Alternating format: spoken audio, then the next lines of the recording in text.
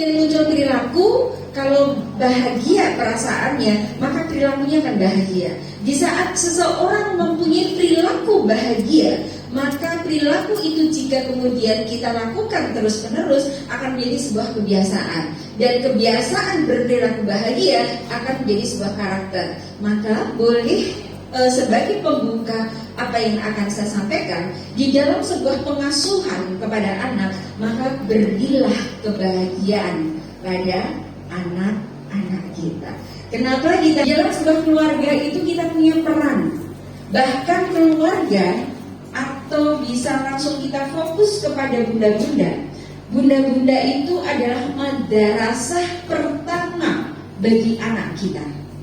Kalau ibunya madrasahnya, berarti bapaknya kepala madrasahnya. Kalau kita madrasahnya, sekolahnya, maka bapak itu kepala sekolahnya. Kenapa demikian? Ada sebuah peristiwa juga yang digambarkan kalau kita mau izin ya, saya muslim, menceritakan kisah-kisah yang ada di muslim. Di saat Nabi Nuh akan menyelamatkan kaumnya, di keluarganya, siapa yang membangkang? Istrinya. Setelah istrinya tidak mau membangkang, siapa yang membangkang berikutnya? Anaknya. Disitulah situasi yang dihadirkan oleh Allah yang menggambarkan bahwa keberadaan kebaikan anak itu tergantung dari kebaikan seorang ibu. Jadi seorang ibu. Kenapa? Ternyata setelah dianalisa melalui sebuah riset, energi yang dibawa oleh anak itu sama persis 75% yang dibawa oleh ibu. Jadi kenapa ibu itu anaknya sakit ngerasa gak? Anaknya sakit di jauh gitu ya, ibu ngerasa kan? Karena energinya sama. Begitu pula dengan anak. Di saat ibunya sakit, anak itu terasa karena energinya sama. Jadi 75% energi yang ada di tubuh anak kita itu berasal dari ibunya. Itu kalau kita bicara energi seorang anak. Tapi kalau kita bicara sebuah pengasuhan, mohon maaf, di saat terjadinya pembuahan sel telur dan sperma, ada berapa sel telur yang siap?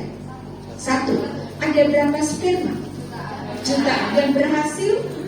1. Artinya di situ oleh Allah kita diberikan sebuah situasi pemahaman untuk belajar bahwa seorang ayah adalah sebagai dasar dari sebuah pengasuhan.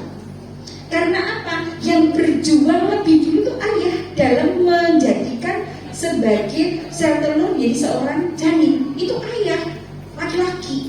Maka sebenarnya yang harus kita pahami keluarga itu kan ayah dan ibu ya. Tidak hanya ibu saja, tetapi hari ini diwakili oleh ibu-ibu. Gak apa-apa, nanti kita sharing ya, sharing dengan ayah. Jadi bapak itu tugas utamanya bukan hanya mencari nafkah, tetapi tugas utamanya bahkan di pengasuhan. Pengasuhan itu apa? Pengasuhan itu ya bagaimana melakukan pendampingan, bagaimana membangun jiwa, karakter, bagaimana mengambil keputusan, dan semuanya itu ada di seorang ayah. Dibuktikan lagi oleh Allah dalam hal apa? Suara ayah, suara laki-laki itu suara barito. Suara bapak itu suara barito. Biarpun bapak itu satu hari maksimal hanya 7.000 kata. Kalau ibu 20.000, 3 kalinya.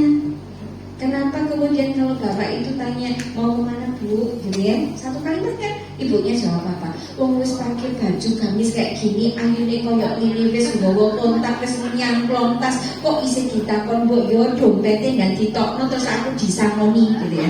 10 kalimat yang kemudian diberikan oleh seorang ibu. Di sini menunjukkan bahwa fitrah itu ada. Fitrah seorang ayah 7.000 kata. Fungsinya apa? Fungsinya adalah membangun otak bagaimana anak untuk mengambil keputusan. Otak berpikir yang tempatnya ada di atas sini, di atas depan, korteks namanya. otak untuk berpikir mengambil keputusan. Jadi kalau ingin pengasuhan baik, anak-anak kita bisa mengambil keputusan yang baik, maka seorang ayah harus sering-sering berdiskusi, cerita kepada anak. Tidak usah isi diskusinya apa, tetapi suara saja itu sudah bisa menunjukkan bahwa nanti anak bisa mengambil sebuah keputusan. Jadi kita mungkin bisa mengoreksi nih anak-anak kita, nilai dalam diri kita ya, dalam hati. Oh iya, ternyata anakku kok gak bisa mengambil keputusan yang baik, kok tanya terus gitu ya. Oh ternyata bapaknya kurang banyak ngajak ngobrol gitu ya. Oke.